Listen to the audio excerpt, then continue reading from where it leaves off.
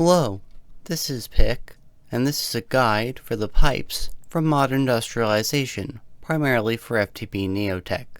So, to get started, let's just place down an inventory, Now, we have these item pipes. Item pipes can be placed down in the world like any type of pipe or conduit. You can right-click the end of it with a wrench to see that it connects to this inventory. However, what we can also do is if it's already in a block space next to an inventory, I can shift right click and it will put the item pipe onto this target inventory. Very handy for quickly making connections. Now, we can say that we want to output, and let's just get an item. Let's just say we have this prismarine, right? So it's going to take this prismarine out of this chest, and oh, it has no destination because it's insert filtered only. So if we put the prismarine in here, we'll see that the chest is empty. We put the prismarine in, and out it comes. There you go, prismarine. Now, if we wanted to send in more at a time, we could see that it sends more through the pipe at a time.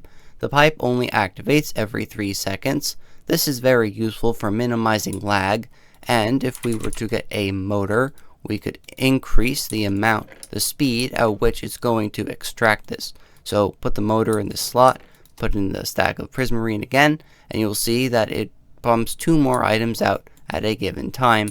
As you can see on top of the screen, this says 18, it said 16 before. If you'd like to check, here you go. Well, the point being you can see it when it does that properly. Now then, what if I want to set up another chest? So what I can do is I can set more pipes up and put down a chest and stick it on. But I need to make sure the settings match the other chest. So with this pipe config card, I can shift right click to copy the settings and right click to paste it onto the destination. So once again, shift right click. And now if I put in these stacks of prismarine, you will see that it will take both stacks of prismarine and put them in the target destinations. Because I have them set up on either side, they will simply go alternating. But if you have a pipe leading into multiple destinations at the same time, you can see once again, I will just make this so that it sends the prismarine where it needs to. If I put this in and break that pipe just so that it doesn't send it that way, we will see that it's gonna randomly send them between these 2 target inventories. If we just, wait for it to properly finish, of course. Okay, so as you can see, in one chest we have more, and the other chest we have less. Like I said, this is random. I did have to do a second test because it evenly split them the first time. Oops. Well, you get the point now. Sometimes, though, you don't want to see all of these spaghetti pipes infesting your entire system.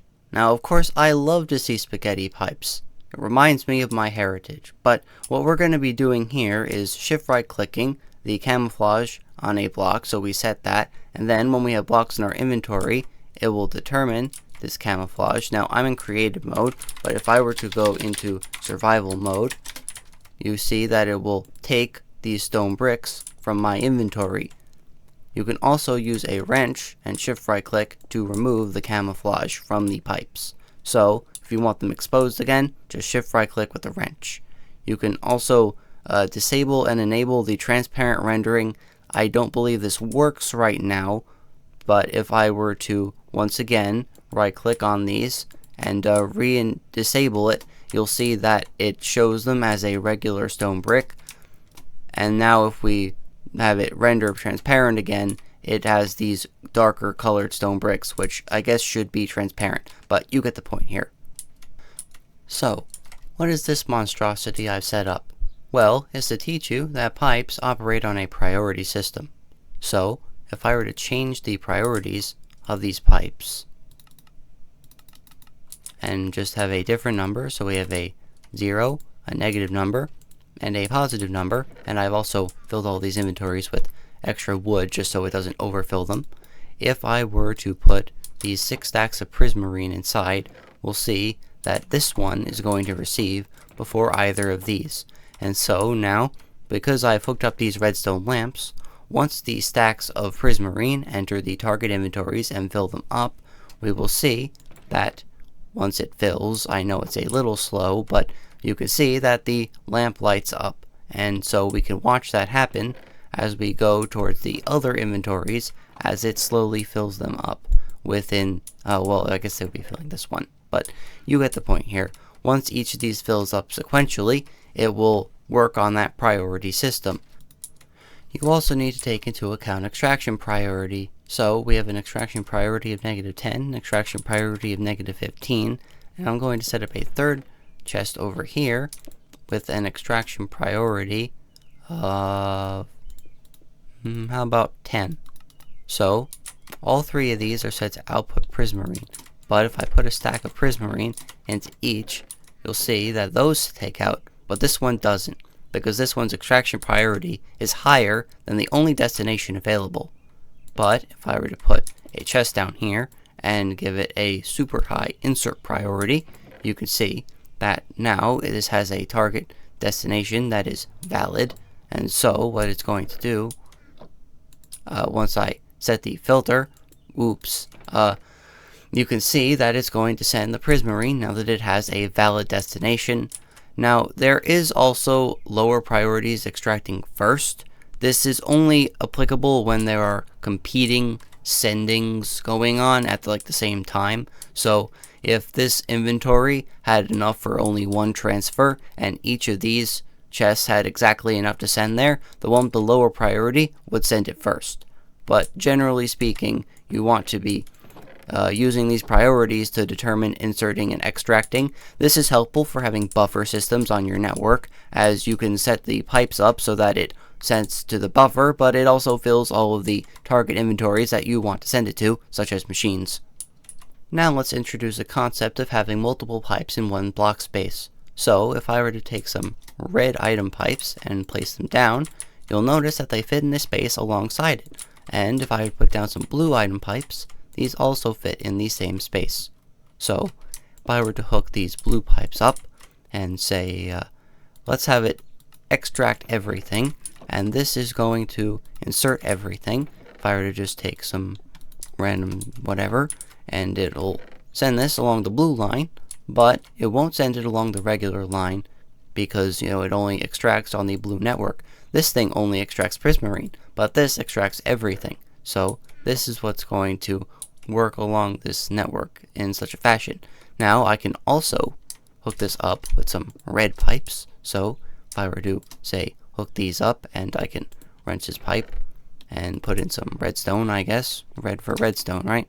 I can go into here, blacklist output, and here I can just blacklist to filter input. Of course, blacklisting nothing means allowing everything, and you can see that all three of these pipes can peacefully share and coexist with their other brethren that are transferring different items along pipes. Another useful thing about these pipes is that you can make the system as big as you want. If you saw my little trailer for the mod pack that I posted, you'll notice that I have a lot of modern industrialization pipes. Most of those are on the same network. So if I have all of these pipes on a mega network, I can send to many, many different places and not have to worry about setting it up by hooking it with pattern providers or something of that nature.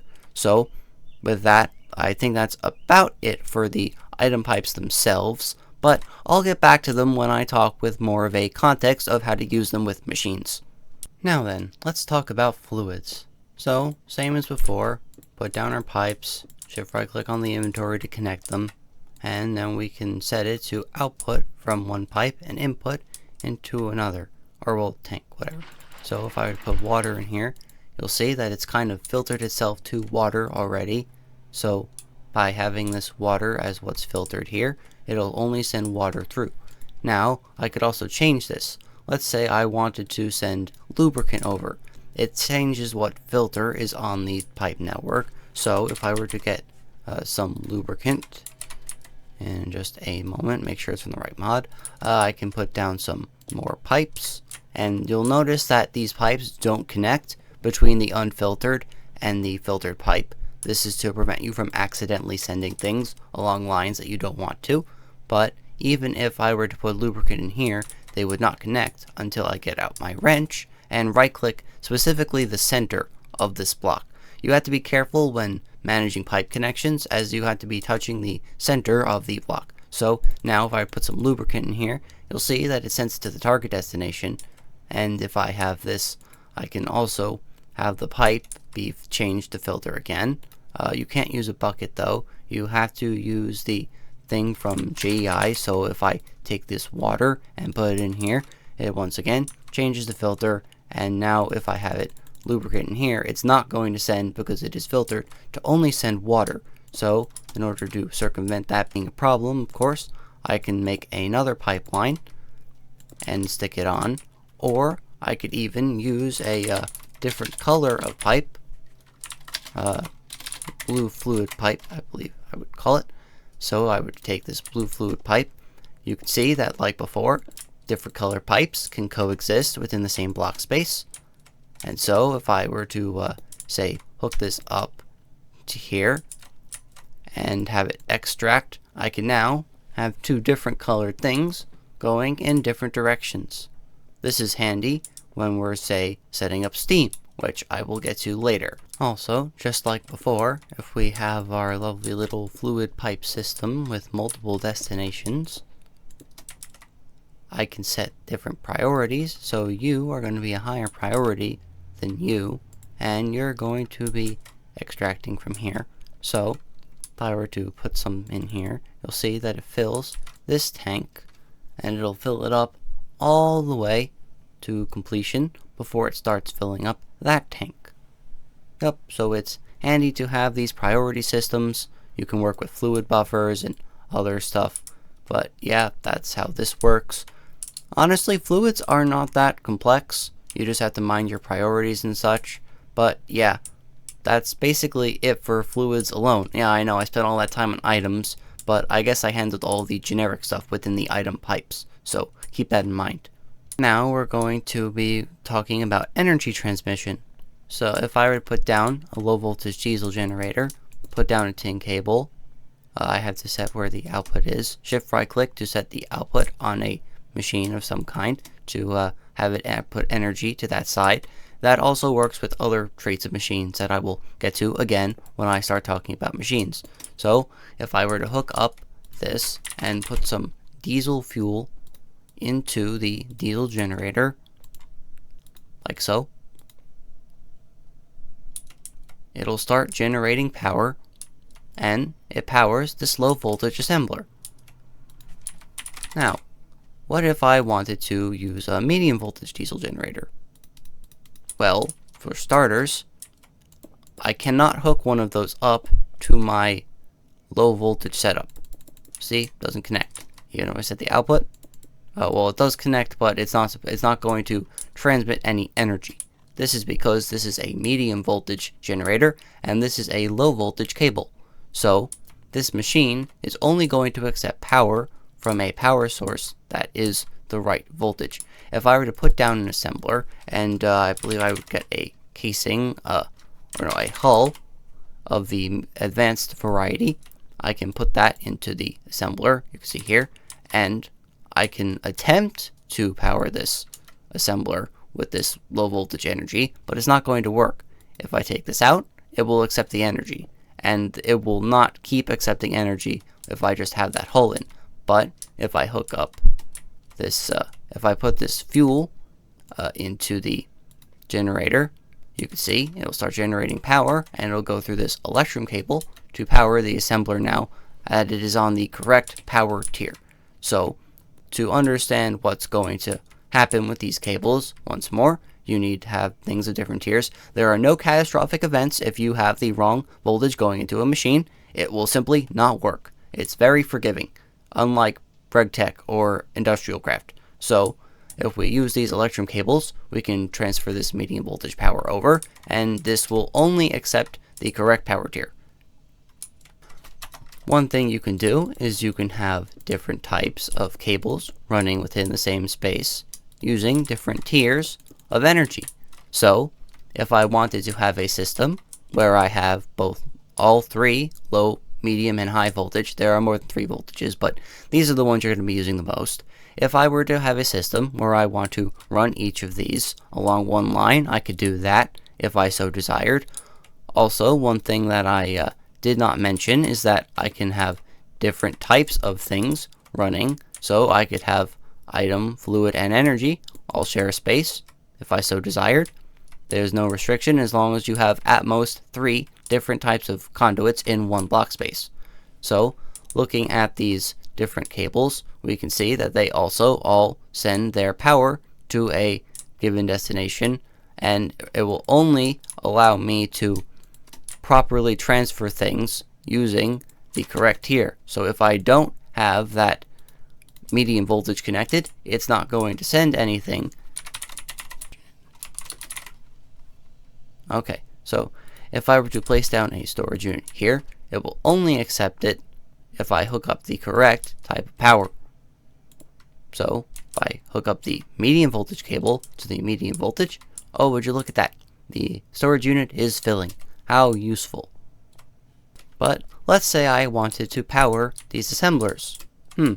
Well, I can't power them off of this medium voltage power, the only type of power generation I have. I can fix this by using a transformer. So there are transformers for each of the adjacent touching directions. In this case, I want to go from medium voltage to low voltage. So if I were to place down the medium voltage transformer, and you'll note that you want the square to be on the higher side, and of course you can shift right click with the wrench to set that wherever you'd like.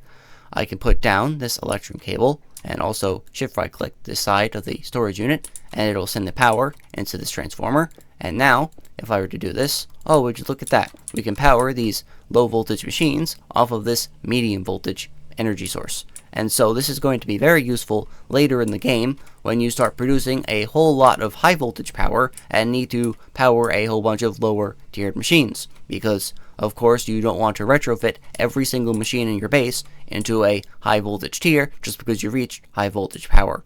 And so this is a useful way of managing all of your energy production. I would maybe recommend having a tower style build where each floor is powered off of one transformer or something like that. Obviously you're going to play the way you want to. That's just what I came up with to suit my needs. So yeah, that's about it for power itself. Surprisingly enough, it's quite simple, and I hope this was informative. But of course we're not done with the tutorial yet. Now let's get into some examples. So let's make a simple steam automated setup to illustrate how these pipes all work. So I'm going to put down a water pump, and it's going to, of course, collect water, but it's only going to collect water if I provide it with a bit of steam to get started.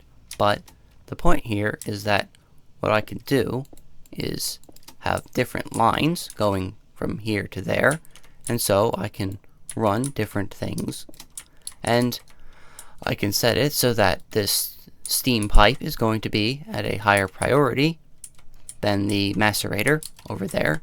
And if I were to have this water, this was a downside of doing it in a cold biome, huh? Okay, well, that's fine. All I have to do is put a bit of steam in to get us started and set up this wrench. And so it pumps water every now and then, and water is entering this boiler. And now we have water, and I can put in some blocks of coal. It'll take a bit to heat up, of course, but now we have steam going. And would you look at that? We have steam going in here. None of it's going in here yet, but if I were to get a bit of iron ore, okay, put some iron ore in here. And once this fills up completely with steam, it will take a bit, so I guess I'll just help it along, make sure it reaches the end faster. We could then see that the macerator is going to get some of that steam, and it will process the raw iron into, the iron ore into raw iron, and then, an ore processing setup can be made, or what have you. Another example of something that could be useful, if I were to put down a whole bunch of tin cables and a whole bunch of copper cables, while each cable on its own has its own amount of energy that it can transfer, I can effectively double that by simply having two different types of low voltage cables on the same network. So if I, once again, pull out the low voltage diesel generator, and I hook one of these up to each, oh, right, gotta set the outputs. I hook one of these up to each, you can see that they will be on their own power network. This cable is filling, but this one is not, so I can simply put this here, and now didn't mean to do that, but you get the point. You can see that if I were to put some diesel into here and hook this up, we now have power coming from both sides, and if I just get some more machines, of course, I can use this to power both the assemblers, and I have double the power going through this one line, despite it being low voltage cabling. If you have a floor that's very large and has a lot of machines on it, you might be interested in using this. Though if you're going to overclock them, of course, you're going to need to be doing this with a higher tier. Medium voltage has two different cables you can use. Same with high voltage. Unfortunately, fortunately, low voltage has three different cables, but it is unfortunate that you can't really do a lot of overclocking with those low voltage cables. But yeah, you get the point here. Very handy to have multiple types of cables transferring power. Oh no, I want to automate iron gears. But how can I do that with this one pipe and all of these different ingredients that don't go into iron gears? Don't worry, we have a way of dealing with this. So, if we see lock editing disabled, I can shift click and it will lock all of the slots in this inventory. Now nothing can enter this assembler. But what we want to do here is we want to put in an iron gear. We can also limit how many it makes, so we don't use all of our materials if we don't want to. And what we can also do now is set the inputs.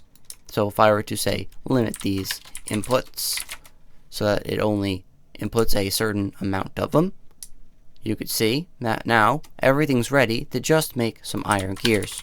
We also will need some soldering alloy, so put this in here, and once again you can see this is the recipe. So now I can hook this up and I can have this just be a universal input for everything. And even if I were to hook up both of these pipes, only the soldering alloy is going to go in because I pre-filtered the slots. This is what I was saying when I had that mega network of item pipes.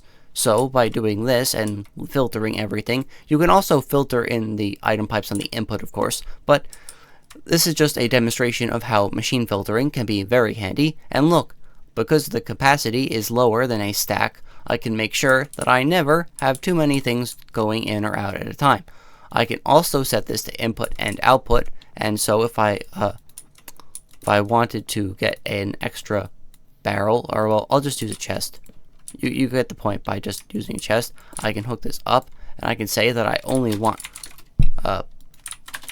iron gears going into this chest, and with that, the iron gears are being sent automatically to this output chest, despite all of these many things existing on the network.